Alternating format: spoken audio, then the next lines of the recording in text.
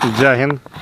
नमस्कार किसान साथियों, मैं लक्ष्मण आज आपको खीरा, करेला, लौकी या तरबूज कुछ भी खेती किए हैं तो उसमें सफलता के कुछ मूल मंत्र बता दे रहा हूँ, कुछ टिप्स बता दे रहा हूँ। देखिए, खेती में आप घाटा खाते हैं तो अपनी रणनीतियों की वजह से।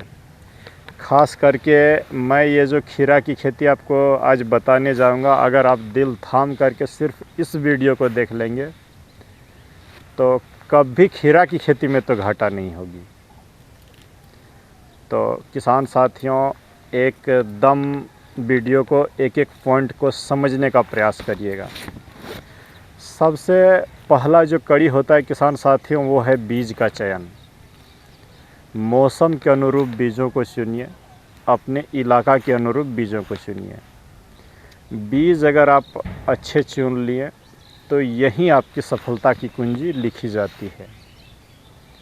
तो आज की वीडियो में आपको बीज के बारे में भी परिचय कराऊंगा और कैसे इस खीरा की फसल को रोगमुक्त रखें, कम खर्चे में बेहतर खेती करें।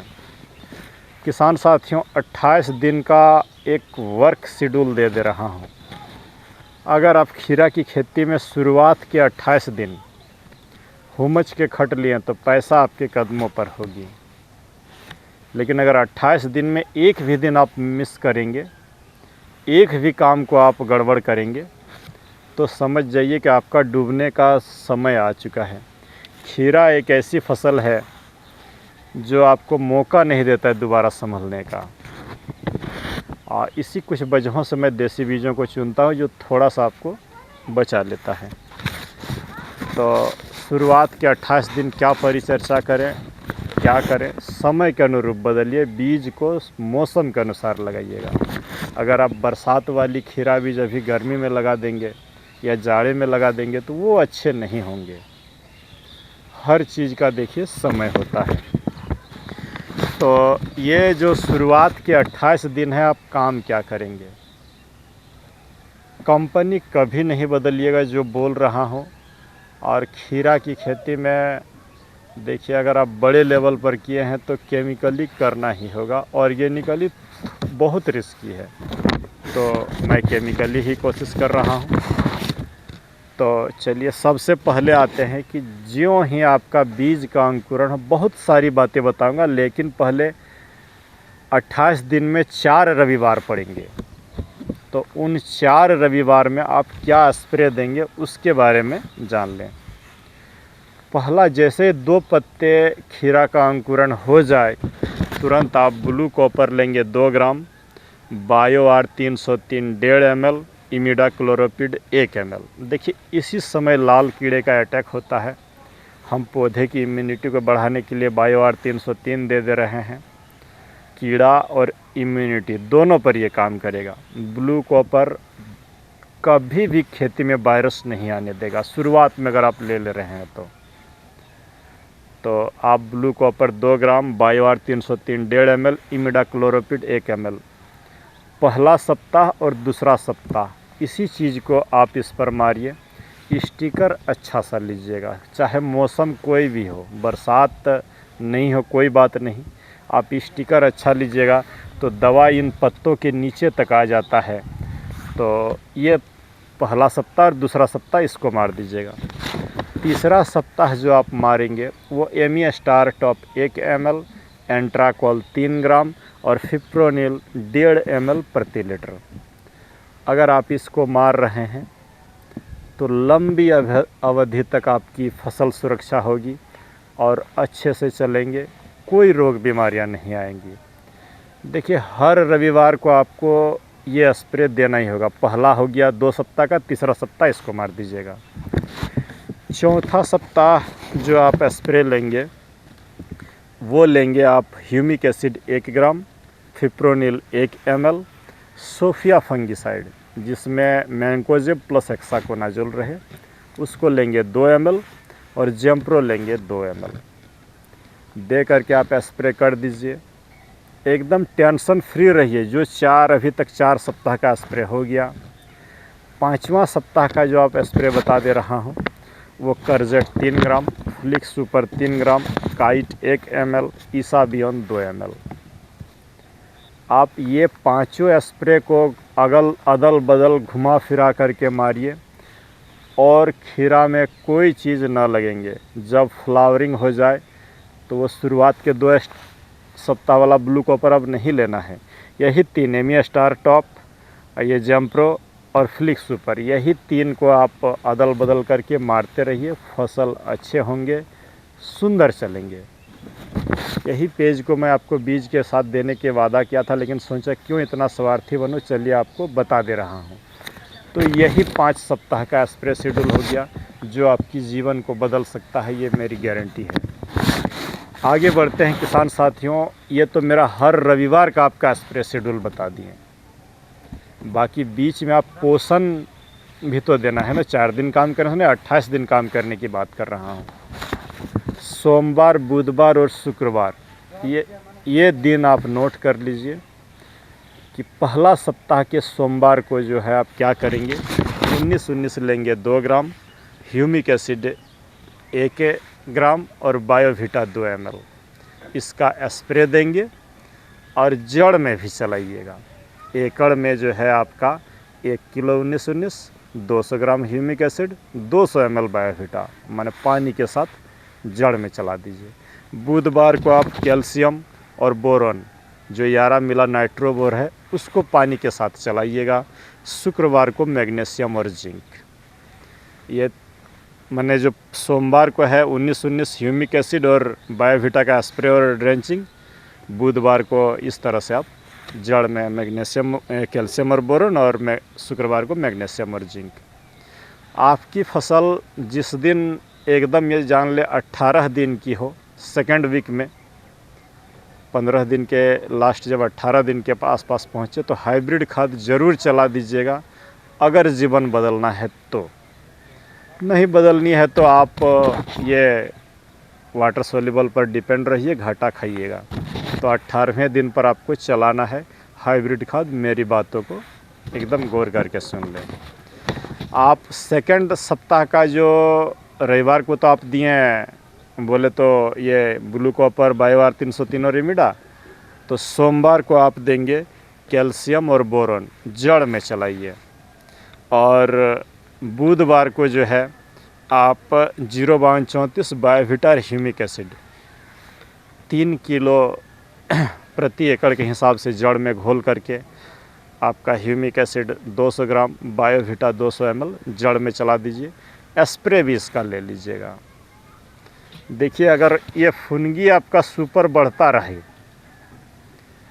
तो आपका कोई तरह का दिक्कत नहीं है, क्योंकि हम तो उधर इंसेक्टिसाइड, फंगिसाइड का स्प्रे आपको बता दिए हैं और नीचे से खाना भी दे रहे हैं सुपर। खेती अच्छी होगी। तो ये हो गया सेकेंड सप्ताह का। सेकेंड सप्ताह में ही आपको हाइब्रिड खाद देना ज़रूरी है। तीसरे सप्ताह में जो है आप चलेंगे, माने सोमवार, बुधवार और शुक्रवार। सोमवार को आप पहले देंगे मैग्नीशियम और जिंक। बुधवार को आप देंगे वही 0-050 3 किलो एकड़ में, ह्यूमिक एसिड 200 ग्राम, बायोवीटा 200 ml दे करके चला दीजिए ड्रिप में। और इसका स्प्रे भी ले लीजिएगा। 0-050 को लीजिएगा, वही देखिए सबका 2 ही ग्राम अभी बता रहा हूँ। 2 ग्राम 0-050, चाहे 0-34 भी लीजिएगा तो 2 ही ग्राम। और बायोवीटा 2 ml, ह्यूमिक एसिड 1 ग्राम, माने स्प्रे में। और ज़मीन में तो चलाने के लिए बता दिए। तो इस तरह का अगर आप काम कर रहे हैं तो खेती में कभी घाटा नहीं होगा। ये 4 सप्ताह में आप अब ये 0-34 और 0-050 को या 12-61-0 को हर सप्ताह ड्रिप में देते रहिएगा। यहाँ पर आपके लिए जो अचूक चीज़ें बता दे रहा हूँ, वो अंडा छाछ वाला स्प्रे आप ज़रूर ये खीरा में लीजिएगा। फूलों की बहार होगी, फलों की बहार होगी। एक जो आप गूगल पर सर्च मारिएगा, वो लिविंग्स का बूस्टर 3 बोल के दवा आती है। जैसे ही 18-20 दिन के आसपास हो ये फ्लावरिंग देखने लगे आपका माने पौधों में, तो वो बूस्टर 3 1 ml अगर आप स्प्रे कर दे रहे हैं, वो एक ऐसा हार्मोन है जो मादा फूल को बढ़ाएगा, ये नर फूल को कम कर देगा पौधों से। उत्पादन निश्चिंत बढ़ जाएगी। तो किसान साथियों, आपको आगे लाने का प्रयास कर रहा हूं कि आप सतर्कता से काम करें। इतनी चीज़ों को अगर आप एक एक बात को आज की इस वीडियो का नोट कर लीजिएगा तो जीवन में कभी घाटा हो तो एक बार मुझे ज़रूर याद कर लीजिए कि नहीं, ये आदमी गलत सलत बता करके जाता है। दिल से कोशिश किया हूँ कि नहीं, अच्छा बने वीडियो और आपके जीवन को बदल सके। किसान साथियों, अब आते हैं, आप लौकी लगाए हैं, लौकी के लिए क्या करें। लौकी के लिए एक रामबाण नुस्खा लिख लीजिए। लौकी की खेती किए हैं तो आप fipronil 1.5 ml, Amistar top 1.5 ml, सब वीडियो में 1 ml बोलता हूं, लेकिन लौकी में बोल रहा हूं 1.5 ml। बस इस कॉम्बिनेशन को आप तीसरा सप्ताह में ऐड कर दें। पहले 2 सप्ताह तो वो ब्लू कॉपर बायो R303 वाला ही चलेगा। तीसरा सप्ताह में यह fipronil 1.5 ml, Amistar top 1.5 ml, Antracol 3 gram देकर के स्प्रे दीजिएगा। जड़ में जदाम सल्फर चलाइएगा और ब्लू कॉपर और स्टेप्टोसाइक्लिन का लौकी के जड़ में देना बहुत ज़रूरी है। फर्टिगेशन तो वही रहेंगे। किसान साथियों, लौकी के फल कभी कभार आपका काला पीला होकर सड़ता है तो एरीज का होर्टी कैप आपका इसको लेना है 1.5 ml और बोनस फंगिसाइड 1.5 ml, जंप जो पुड़िया आती है फिप्रोनिल उसको दे करके मारिएगा तो लौकी एकदम रोग मुक्त चलेगा। 2 ही कॉम्बिनेशन लौकी के लिए ख्याल रखें, फिप्रोनिल, एमी स्टार टॉप और आपका ये जो बताया एंट्राकॉल, और ये पहला कॉम्बिनेशन। दूसरा कॉम्बिनेशन हॉर्टी कैप, बोनस और जंप, यही काफ़ी है। लेकिन जड़ में लौकी का देना ज़रूरी है आपका। ब्लू कॉपर, स्टेप्टोसाइक्लिन और जदाम सल्फर बीच बीच में दीजिएगा। स्प्रे में देखिए भूल करके भी लौकी और खीरा में जदाम सल्फर नहीं लीजिएगा। मुझे अच्छा रिजल्ट नहीं मिला है, मैं एकदम खुल करके बोलता हूँ। जिनको मिला है उनको मिला है, स्वागत है। चूँकि हर खेत के लिए हर दवा अच्छी नहीं होती है, तो मेरे लिए वो सूटेबल जदाम सल्फर खीरा और लौकी में अच्छा नहीं रहा स्प्रे में। चलिए आगे बात करते हैं। करेला की खेती आप करेंगे या किए हैं तो जड़ में जदाम सल्फर दीजिए, इमिडाक्लोरोपिड और फिप्रोनिल मिला करके स्प्रे में भी लीजिए। देखिए करेला रोग मुक्त रहेगा, कोई दवाई फाई की ज़रूरत नहीं पड़ेगी। तब भी आप दवाई देना चाहते हैं तो मैरीवॉन, बायो R303 और जंप, इस कॉम्बिनेशन को करेला में तीसरा सप्ताह ऐड कर लीजिएगा। पहला 2 सप्ताह तो वही चलेगा, तीसरा सप्ताह ये चलेगा। फर्टिगेशन तो सेम रहेगा। तो इस तरह की रणनीति अगर आज के आप वीडियो से अगर अपने लिए टॉप स्प्रे शेड्यूल को बना ले रहे हैं, लिख ले रहे हैं इस तरीके से, तो बस यही जाने की किस्मत बदलते हुए देर नहीं लगेगी। चलिए आते हैं बीजों की चयन और अब ठंड में क्या सावधानी बरतें, क्या ये करें। किसान साथियों, मैं बरसात में कभी भी हाइब्रिड किसी को नहीं लगाने बोलूँगा, बर्बाद होइएगा, बस यही जान लीजिए। लेकिन गर्मी में देसी अच्छे नहीं होते हैं। मैं अपने बीज को अच्छा बोल के आपको बेच के 2 पैसा ठग लूँ, ये ऐसा कभी नहीं होगा। तो चलिए, क्रॉप कैलेंडर तो डाला हूँ, बहुत सारे नए व्यूअर्स भी जुड़ेंगे। तो गर्मी में जिस पर भरोसा किया जा सकता है, पूरा भारत के किसान लगाता है, वो आप सेमिनिस का मालिनी ही लगाइएगा, कभी धोखा नहीं देगा। देखिए चीज़ों को चुन करके आपके लिए लाता हूँ। आप जो है ये जनवरी फरवरी में हाई भेज की चित्रा को लगा ले रहे हैं तो कभी घाटा नहीं होगा। आप जो है नॉन यूज सीड्स का मारिया लगा ले रहे हैं, कभी घाटा नहीं होगा। ये हो गया 3। चौथा है ये चियाताई का निंजा, छोटे आकार के फल बनेंगे, बहुत अच्छे फलते हैं, एक बार आप इसको लगा करके देखिए। चलिए आगे बढ़ते हैं। आपको काले खीरा जल्दी पीला ना पड़े तो ये VNR का सना लगाइए, अच्छा होगा। मैं क्रिस कभी नहीं बोलता हूँ, कुछ वजह है, सना बोल रहा हूँ वो भी कुछ वजह है। तो ये हो गया हमारा बीजों का चयन। हाइब्रिड में ये बीज हो गए हैं और ये छोड़ दो, खाने दो, ये मौका उसको भी मिला है। देसी वालों के लिए मैं अपने जिन किसानों को देसी लगाने का बोलूँगा कि अपने खेत में कभी भी एक बीज न लगाइए। ये देखिए विशाल सीड्स का रिमझिम लगवाऊंगा, अच्छा होगा, कांटेदार फल बनेंगे। ये सस्ते में आपको लगाना है घर में खाने के लिए, तो ये हाई वेज का बसंती देखिए बहुत अच्छा है। हाई वेज का बसंती सस्ता बीज है, घर में खाने के लिए लगा रहे हैं, तो इससे बेहतर कुछ नहीं होगा। जो मैं ऋषभ द्विवेदी जी को बड़े जगह पर और जितेंद्र नाग जी को ट्रायल पर ले रहा हूँ, ये बंगाल का पीला बीज इस तरह लूज मिलता है, बहुत महंगा होता है। शर्म लगती है किसानों की इसका रेट बताने के लिए। 10 ग्राम की कीमत मुझे देता है 320 रुपया में, मैं उनको 340 के रेट में भेजता हूँ। बहुत महंगे हैं, लेकिन कुछ वजह है, बरसों से यूज करता हूँ। क्या देता है क्या नहीं देता है मुझे इसका तो पता नहीं। इस तरह ओपन पन्नी में रहता है, अच्छा होता है। जो किसान साथियों, आपको जो करना है, खीरा की फसल में देखिए जल्दबाजी नहीं सहेगा, आप बर्बाद होइएगा ज़्यादा आगेती करने का सोचे है तो। ये जो कुहासा पाला पड़ रहा है, इसमें थोड़ा सा भी इसको स्ट्रेस आ गया तो ख़त्म। तो आप 5-6 जनवरी तक प्रो ट्रे में खीरा की नर्सरी तैयार कर लीजिए। 14-15 जनवरी तक रोपाई करिएगा। 5-6 जनवरी तक बोल रहा हूँ, ताकि छोटे जगह पर आप उसको नर्सरी, अगर वो बांस वाला नर्सरी जुगाड़ मेरा देख लीजिएगा, रात को काला पॉलीथीन ढक के बल्ब लगा करके गर्म करके रख रहे हैं, तो नर्सरी ठीक जैसे जर्मिनेशन हो तुरंत प्लॉट पर लगा दीजिएगा। और नहीं तो डायरेक्ट खेत में लगाइए, उतना मेला झमेला नहीं करना है तो डायरेक्ट खेत में लगाइए। देखिए देसी बीज जो मैं चुनता हूँ उसके पीछे कुछ वजह हैं, एकदम स्पष्ट सी बात है कि सभी बीज सभी के लिए और सभी दवा सभी किसानों के लिए उपयुक्त नहीं होता। ये आज दिसंबर 21 को वीडियो रिकॉर्ड कर रहा हूँ। फलों की रंगत देख लें, 12 पत्ता खीरा है। किसी के लिए बहुत अच्छा तो किसी के लिए बहुत ख़राब, यही बात बता दे रहा हूँ। जिन्होंने मेरे गाइड को फॉलो किया है, जो 28 दिन का शेड्यूल जिसने फॉलो किया है, उसके लिए रामबाण रहा। जो आलसी किसान है, कम खाना दिए हैं, उसके लिए बर्बाद रहा। यहाँ पर 2 बातें और बता दे रहा हूँ।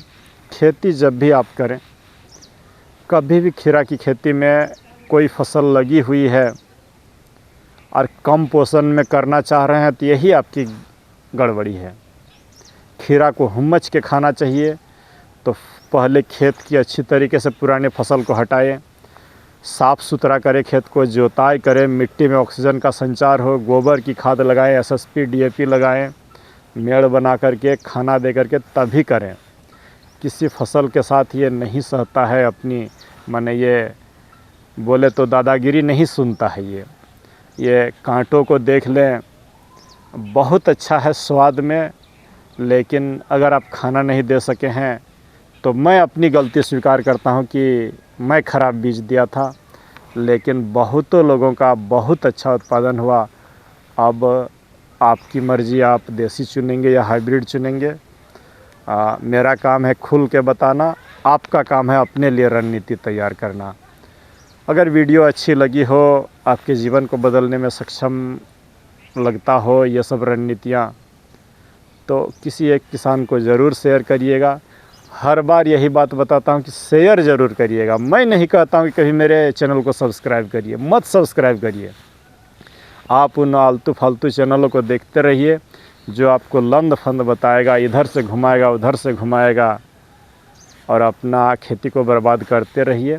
अंत में एक दिन खेती छोड़ के जाइएगा। मैं यही बोल के जाता हूँ कि आपको खेती छोड़नी पड़ेगी। ज़्यादा लालच किए हैं, ज़्यादा लंद फंद किए हैं, और ये सहता नहीं है किसी की। खेती एक ऐसी फसल है, इतनी सेंसिटिव है, ज़रा सी चूक सब बर्बाद। तो चलिए मिलते हैं किसी दूसरे वीडियो पर। जय हिंद, नमस्कार।